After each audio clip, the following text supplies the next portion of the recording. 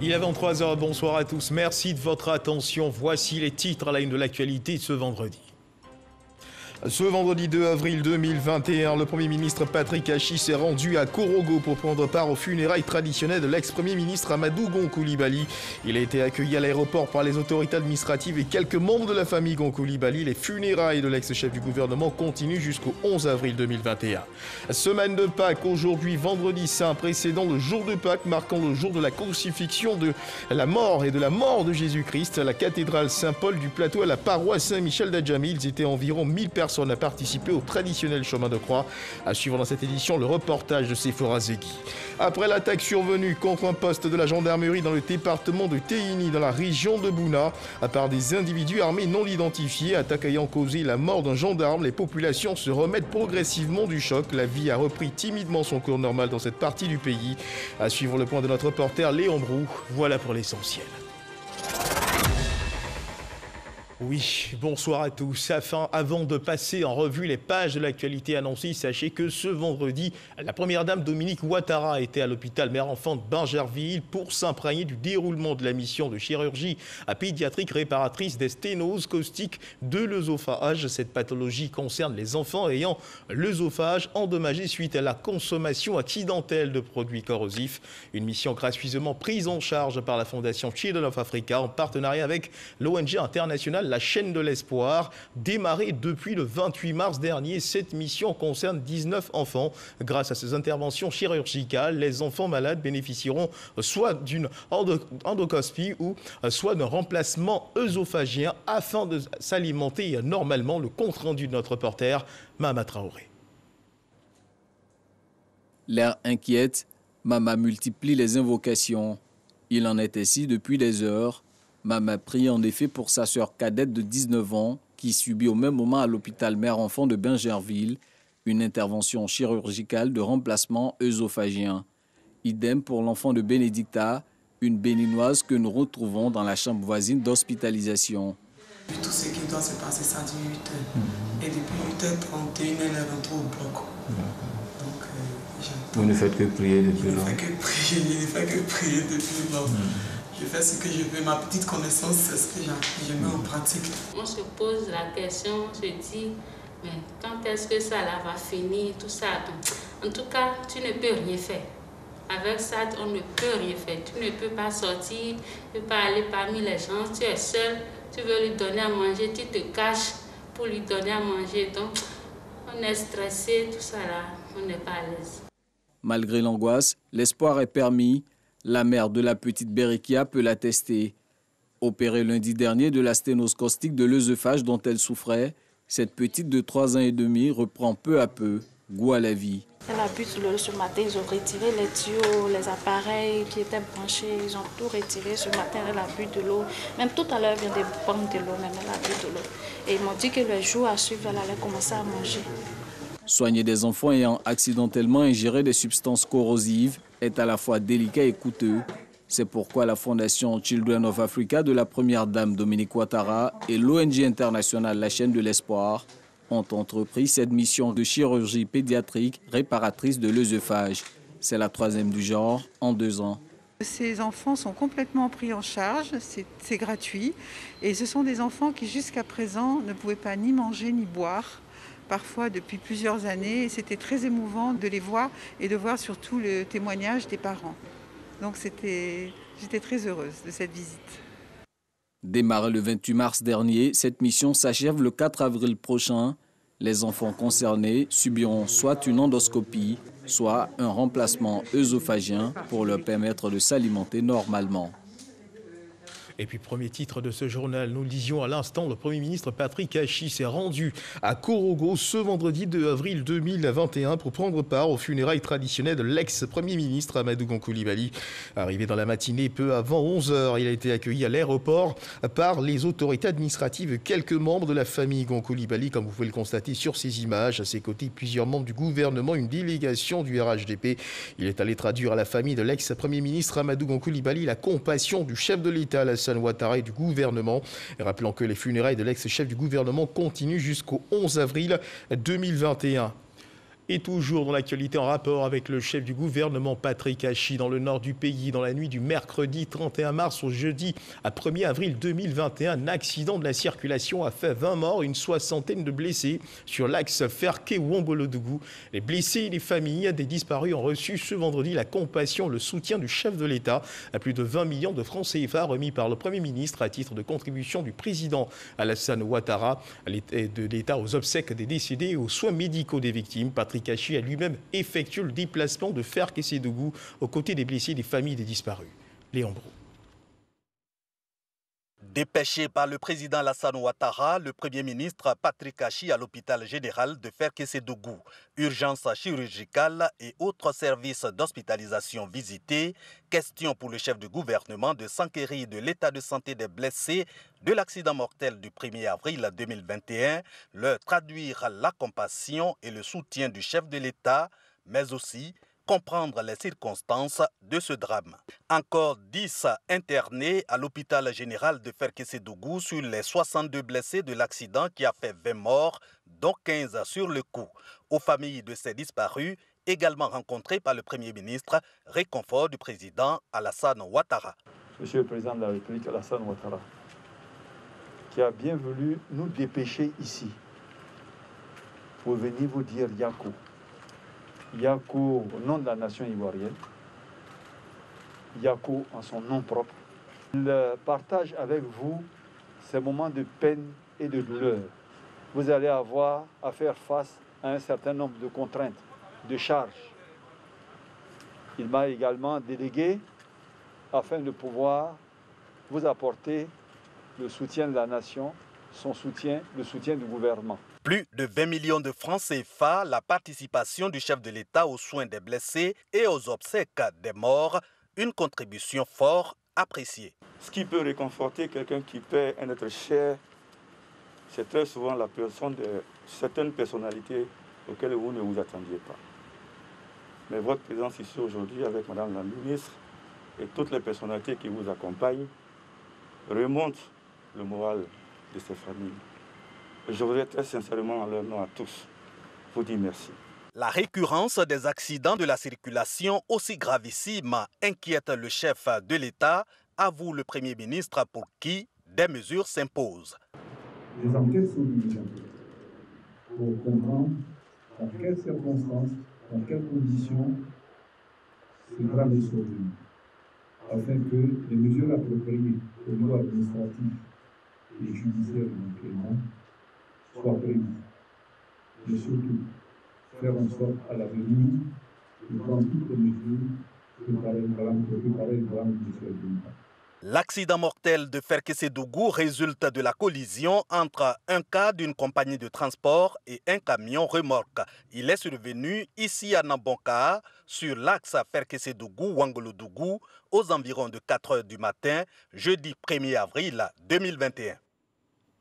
Et ces accidents de la route, il faut faire attention. Ici à Abidjan, c'est en ce moment l'euphorie dans les gares routières pour rejoindre le centre du pays à la faveur du week-end pascal. Mais il faut faire attention, on le répète, sur les routes, sur l'autoroute du Nord. Un accident est survenu au niveau de PK18. Une bâchée qui convoyait des vivres dans une autre localité pour la fête a vu son pneu éclater. Le bilan fait état de 3 blessés.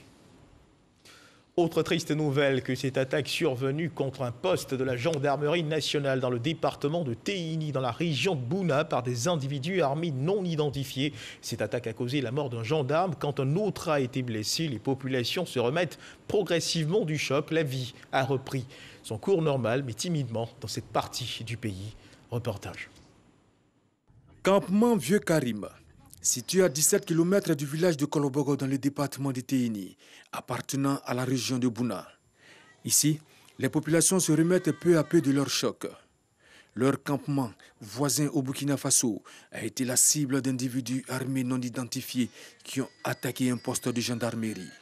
C'était dans la nuit du dimanche 28 au lundi 29 mars dernier. Souffert, Kolara, 1h du matin. Aux environs de 1h du matin ce jour-là, nous avons entendu des tirs. Ces tirs étaient tellement forts que nous n'avons pas pu prendre le risque de sortir. Ma maison a essuyé des tirs. Heureusement, aucun membre de ma famille n'a été touché. C'est le matin que nous avons appris que le poste de gendarmerie a été attaqué. Le chef du village de Kolobogo, voisin au campement Vieux Karima, témoigne que toute la localité a été secouée. Je suis chef de village. C'est le matin que les gens sont venus chez nous avec un gendarme grièvement blessé, nous informant que leur position a été attaquée. Nous l'avons aussitôt évacué dans un centre de santé à Teini. En tout cas, il était sérieusement blessé et il n'arrivait pas à parler. Sinon que l'attaque a eu lieu à 17 km de Kolobogo et nous en avons souffert. Un gendarme a été tué et un autre blessé. Les activités ont par ailleurs repris. Du campement Vieux Karim au village de Kolobogo, les populations vaquent à leurs occupations. Le calme est donc revenu. Un reportage de Abou Sanogo au Mali. Dans l'actualité internationale, ce sont 4 casques bleus de l'ONU qui ont été tués dans une attaque attribuée à des djihadistes ce vendredi dans la matinée contre leur camp à Angelok, dans le nord-est du pays.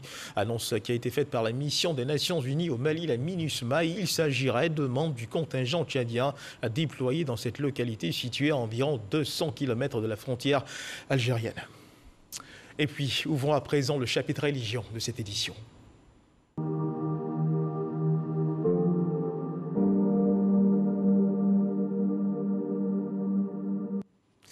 Vous le savez certainement, nous sommes de plein pied dans la Semaine Sainte et aujourd'hui c'est Vendredi Saint. Et pour les chrétiens catholiques, ce vendredi précédent le jour de Pâques marque le jour de la crucifixion et de la mort de Jésus-Christ.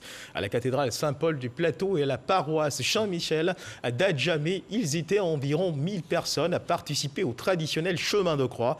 Cette année, la procession dans les rues des différentes communes de la capitale ivoirienne n'a pas eu lieu en raison de la crise sanitaire. C'est au sein des paroisses que les fidèles ont effectué les 14 stations pour commémorer cet événement. Vivre et méditer le scandale de la mort de Jésus-Christ. Notre reporter Sephora Zegui a effectué le parcours du Sacré Chemin pour vous. Ce reportage. Le chemin de croix vécu au sein des paroisses catholiques d'Abidjan ce vendredi 2 avril. Une scène particulière, un jeune homme porte une croix en souvenir des souffrances endurées par Jésus-Christ.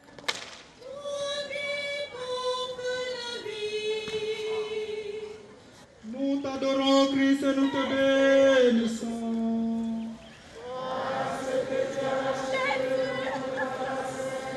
Le vendredi saint, c'est le jour où l'on célèbre la crucifixion et la mort de Jésus-Christ sur la croix. C'est un moment de jeûne où l'on vit le parcours du chemin de la croix.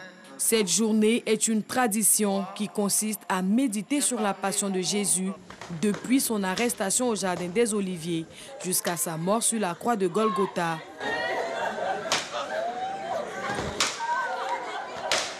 À chaque station, les fidèles se recueillent et prient ensemble.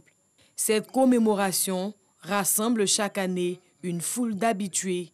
Par ce chemin de croix, nous participons à cette douleur que nous avons causée au Christ parce que depuis notre naissance, nous sommes pécheurs et c'est pour nos péchés que le Christ a souffert cette passion-là. Et nous aussi, nous reconnaissons pécheurs et nous venons vraiment nous reconnaître pécheurs devant Dieu et lui demander pardon pour tous nos manquements. L'enseignement, d'abord le pardon, refuser le mal, vraiment être actif et aimer son prochain comme soi-même. Et surtout la paix. Dieu est miséricordieux et nous essayons de l'imiter en étant profondément ancrés dans notre foi et dans le vrai pardon. Oublions le passé pour construire l'avenir avec le sang du Christ qui a été versé. Jésus nous aime, il est venu pour nous sauver de nos difficultés. Mon frère, ma soeur, apprenons à pardonner parce que Jésus est pardon. Le chemin de croix, c'est aussi une longue prière d'intercession pendant laquelle les fidèles et les prêtres prient pour toute l'humanité. La Passion du Christ est une célébration particulière très sobre pour rentrer dans cette proximité du deuil de Jésus qui est mort sur la croix. Cela nous rappelle l'amour incommensurable que le Seigneur Jésus-Christ a pour nous en mourant sur la croix. Le message que l'Église peut tirer pour tous les Ivoiriens, c'est le poids de l'amour. L'amour qui conduit au sacrifice et au sacrifice sanglant. Donc ce que l'Église catholique attend des Ivoiriens, c'est de s'aimer les uns les autres. Et c'est ce que le Christ est en train de faire, séance tenante. Comme chaque année, 2 jours avant la fête de Pâques, les chrétiens du monde entier replongent dans cette journée pénible qu'a vécu le Christ après 40 jours de jeûne dans le désert. Les temps forts de ce moment sont marqués par la lecture de la Passion de Jésus, le long des 14 stations et la vénération de la croix. Voilà, un reportage de Sephora Zegui. La Pâque, c'est dans quelques heures. Moment important pour les fidèles chrétiens, moment pour eux de raffermir leur foi. Pâque qui consacre la victoire de Jésus-Christ sur la mort. Occasion pour le chrétien de mesurer le sacrifice engagé par Jésus-Christ pour le salut de son âme. Dossier signé Grace Cando et Eugène Atoubé.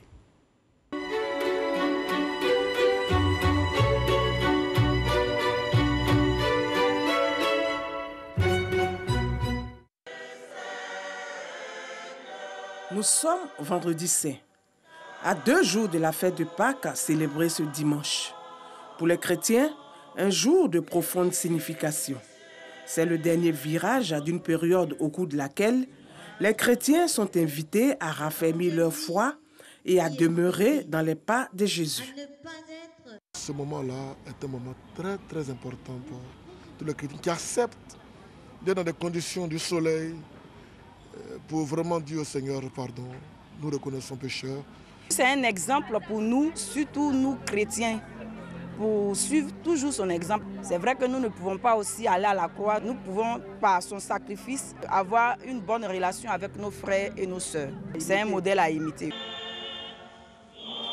Jésus mort sur la croix puis ressuscité, les chrétiens imitent la passion du Christ représentée à travers le chemin de croix. Il replonge dans les derniers moments de la vie du Christ, ses souffrances depuis le mont des Oliviers jusqu'à Golgotha à Jérusalem où il trouve la mort. 3 jours plus tard, il va ressusciter pour le salut de l'humanité, source de joie pour les chrétiens. Si Christ est ressuscité, nous sommes libres, nous sommes affranchis. Et donc nous allons annoncer la bonne nouvelle du Christ ressuscité, du Christ qui nous sauve. Mais il faut se préparer spirituellement, moralement, sur tous les plans, pour crier avec ses frères chrétiens, le Christ est ressuscité, le Christ est vivant, il vit pour l'éternité. Jusqu'à ce dimanche, jour de Pâques, les chrétiens auront vécu un temps de conversion, les préparant justement à cette fête. L'Église parle du temps de carême, moment de rapprochement du chrétien à Dieu. C'est le temps de renouvellement, c'est le temps de remise en cause de tout ce que nous avons fait avant. C'est le temps de la miséricorde de Dieu pour son enfant. Il nous a donné un temps pour que nous puissions marcher comme le peuple hébreu dans le désert avec Jésus, dans les pas de Marie. Le point de départ du temps de carême que vivent les chrétiens jusqu'à Pâques s'ouvre par le mercredi des cendres. Le chrétien reçoit du prêtre la cendre que celui-ci lui impose sur le front selon le rituel de l'Église. Pour cause de Covid, cette symbolique qui montre la fragilité de l'humanité s'est adaptée au contexte lié à la pandémie. Les dispositions venues de Rome, c'est que le prêtre, comme d'habitude, n'aura plus à imposer directement les cendres sur le front du fidèle. Après la bénédiction, prononçant les paroles liées à l'imposition des cendres, convertissez-vous et croyez à l'évangile, où tu es poussière et tu retournes en poussière. Le prêtre prononcera cette parole pour tout le peuple présent.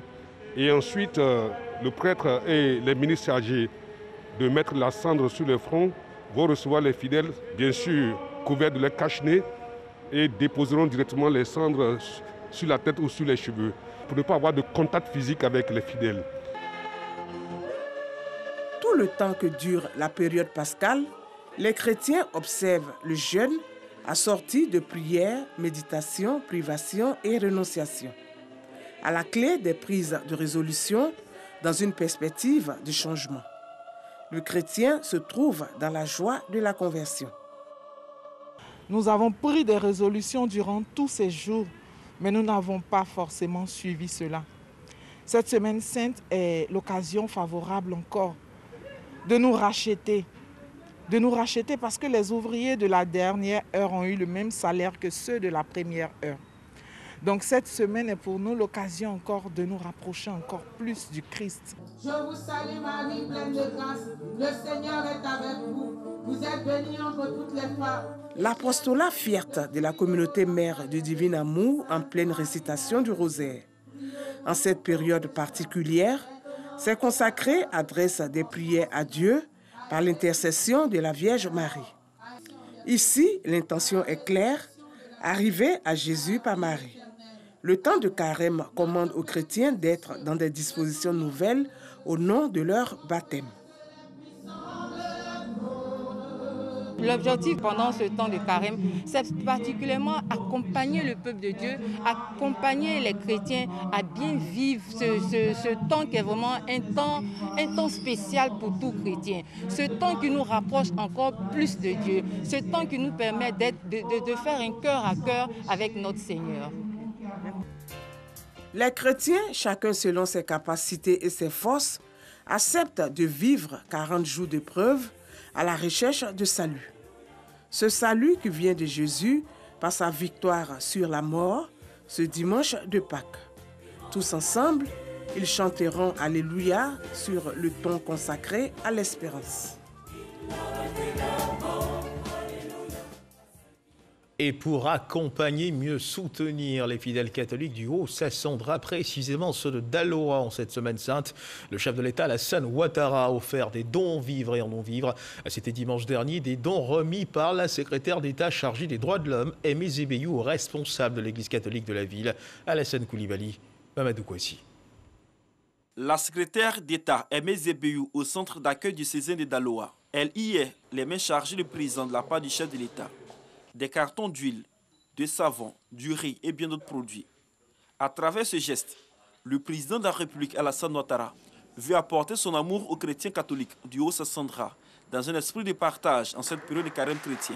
C'est une occasion de partager avec tout le monde, une occasion de montrer notre charité, mais la charité, la vraie charité, l'amour n'est pas une charité. C'est la raison pour laquelle nous sommes venus dire que ce message, c'est un message d'amour du président de la République à l'égard de tous les chrétiens de Côte d'Ivoire. Un don destiné aux chrétiens catholiques du séminaire Saint-Pierre de Daloa et à la Caritas diocésaine, ainsi qu'au séminaire Sainte-Thérèse d'Issia. Ces dons donneront, n'est-ce pas, aux différents récipiendaires, surtout pour ce qui concerne la Caritas aux pauvres, cela leur redonnera un peu de dignité. Et laquelle dignité leur permettra de vivre la fête pascale avec beaucoup plus de joie. Le don du président de la République, Alassane Ouattara, a pour but de soulager les chrétiens catholiques en ces moments de carême chrétien. Il faut rappeler qu'avant cette remise de présent, la secrétaire d'État, Aimé Zébéiou, est aux côtés des fidèles chrétiens catholiques pour la célébration de la fête des rameaux, moment choisi pour prier pour la paix et inviter à la promotion du vivre ensemble et à la cohésion sociale. À côté de la célébration de la Pâque chrétienne, il y a ce que l'on appelle communément en Côte d'Ivoire la Pakinou, moment de retrouvailles pour la célébration de la Pâque chez les Baoulés. Après le rendez-vous manqué de l'année dernière, ils seront nombreux à honorer ce rendez-vous cette année entre réunions de famille et organisations pratiques de festivités. Les préparatifs avancent, non sans quelques difficultés liées à la réservation des cars. Mais c'est sans compter avec la détermination des ressortissants du Baoulé. Les voyageurs ont commencé à quitter Abidjan pour rejoindre les villes de l'intérieur et dans les véhicules empruntés, on chante pour entretenir la bonne humeur durant le voyage. Didier Nguessan. Trésor, livre pour la vente en ligne, prépare autre chose qu'une commande. Ce soir, il fait le point des préparatifs de la Pâque, du moins de Pakinou, la déclinaison culturelle en pays baoulé. Nourriture, sonorisation et cotisation, tout est passé en revue. Si tu as fait l'effort que tu n'as pas pu avoir les 5 000, ou tu as eu au moins 3 000 francs pour nous envoyer, nous on va prendre. C'est un début. Après le rendez-vous manqué de 2020, Pakinou aura bien lieu cette année et Trésor n'entend pas se faire compter l'événement. On a pratiquement fini puisque nous avons déjà responsabilisé certaines personnes pour les activités à tenir. Au village également, ils ont constitué un groupe pour, on appelle l'installation des appareils et tout ça. Pour l'heure, il n'y a pas grand-chose à faire à Abidjan. Seulement qu'il faut mobiliser les gens à partir. La moto, l'outil de travail de Trésor, servira aussi pour le transport jusqu'au village de Dadiekro, dans le département de Daoukro. Si on veut organiser un convoi, il faut au moins un nombre de peut-être 50 à 70 personnes. On n'atteint pas ce nombre. Raison pour laquelle on a décidé de prendre les motos pour aller en Pâques. Un déplacement qui vaudra certainement son pesant d'or.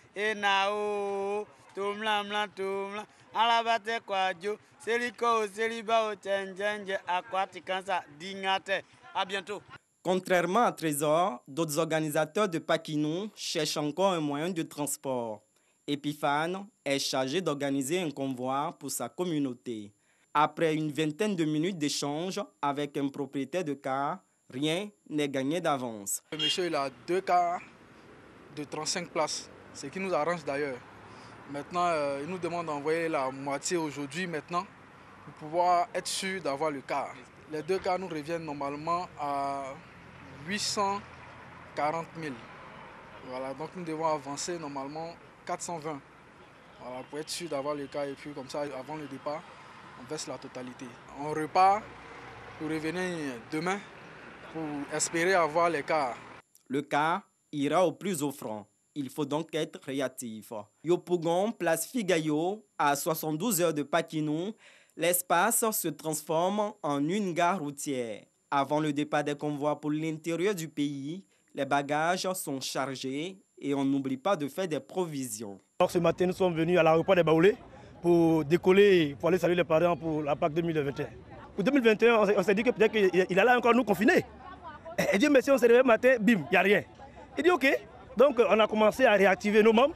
Et Dieu merci, tout le monde est là, on est bien mobilisés pour aller dire merci aux parents, pour aller prier pour les parents, pour que Dieu leur donne de longue vie, pour que nous aussi à Abidjan, on peut tous gagner l'argent pour les nourrir là-bas. Voilà.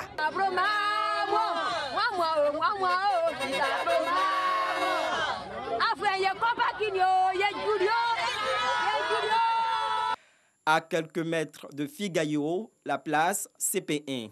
Nous retrouvons Epiphane qui a pu enfin trouver un car, mais avec moins de place que prévu. Il est au four et au moulin pour trouver une place à chaque passager. Kwaku Ange Caroline. Depuis la dernière fois, on allait lutter par rapport à la sécurisation du car et on a pu finalement avoir un car. Et là, vous voyez bien qu'il y a des personnes qui sont arrêtées, qui attendent certainement une éventuelle possibilité pour pouvoir voyager. Donc bon, on va essayer d'arranger ça à notre niveau. C'est quand même difficile. Il y a d'autres personnes qui n'ont pas pu arriver, et puis bon, après on verra comment combler le vide. Un moment aussi de retrouvailles. C'est mon grand frère, il y a longtemps que je l'ai vu. Et aujourd'hui, à cause des Pâques, on s'est retrouvés. Et puis je suis heureux de connaître mon village encore. 40 minutes plus tard, c'est le grand départ pour Polonou, à 13 km de Didiéville. 5 heures de trajet et la fête de Paquinou pourra commencer. Voilà, des voyageurs plus que motivés pour réussir cette célébration de la Paquinou. Et dans l'euphorie de la fête de Pâques, il ne faut surtout pas perdre de vue la Covid-19. Des centaines de cas, une centaine de cas a été recensé pour cette journée.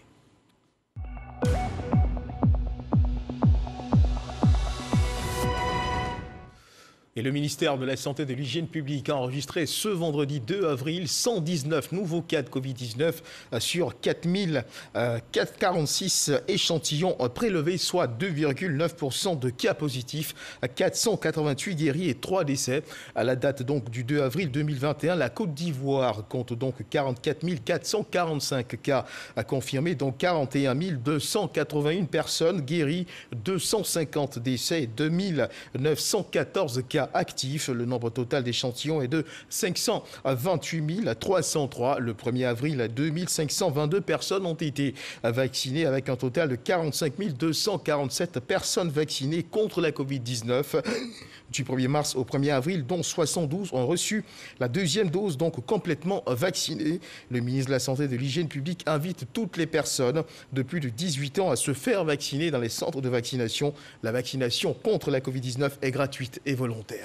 Et on parle toujours de santé, mais cette fois de lutte contre le sida. Le Fonds mondial de lutte contre le sida, la tuberculose et le paludisme vient d'octroyer à la Côte d'Ivoire plus de 150 milliards de francs CFA pour la période 2021-2023. Il s'agit pour l'institution, les acteurs chargés de la santé en Côte d'Ivoire, de maintenir les acquis et de parvenir à la maîtrise de ces pathologies.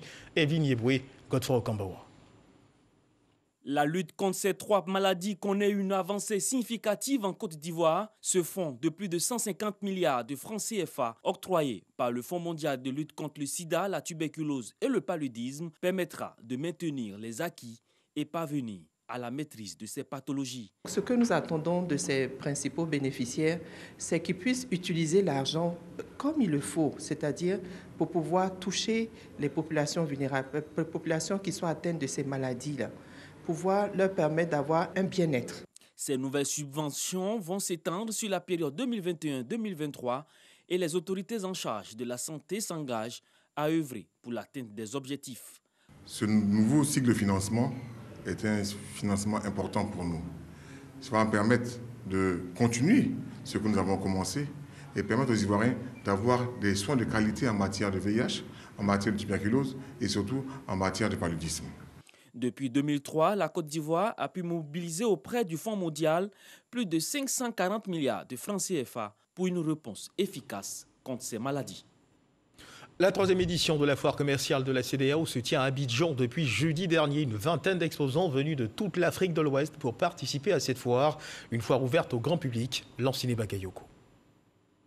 Cette grande foire qui se tient à Abidjan rassemble pêle-mêle des exposants venus de tous les horizons de la sous-région ouest-africaine. Dans les stands, on trouve aussi bien des professionnels de la mode, du tourisme, que des artisans spécialistes du bijou, du cosmétique et du textile. Occasion d'exploiter le potentiel commercial de l'espace ouest-africain qui représente un marché de plus de 300 millions de consommateurs. La foire est gérée de sorte que tous ces pays qui participent, on les crée une plateforme d'échange économique pour qu'ils puissent avoir des contacts de vente et d'affaires en Côte d'Ivoire. Les exposants eux-mêmes affichent des promotions en tout genre, proposent parfois des facilités de paiement, de quoi écouler des marchandises et compenser un peu les pertes du confinement liées à la pandémie de la Covid-19. Pour cette année, le Burkina Faso est le pays invité d'honneur. Nous organisons des sessions pour permettre de faire une émulation en termes de création et de créativité. Et la trentaine d'exposants venus du Burkina et d'Abidjan vont donc mettre à la disposition des consommateurs des produits issus de cette création.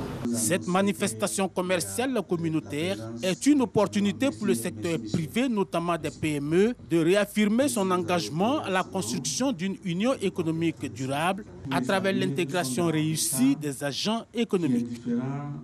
Et dans l'actualité internationale au Niger, au terme de ces deux mandats constitutionnels, Mahamadou Issoufou, le président sortant, a remis ce vendredi matin les clés de la présidence à son successeur Mohamed Bazoum.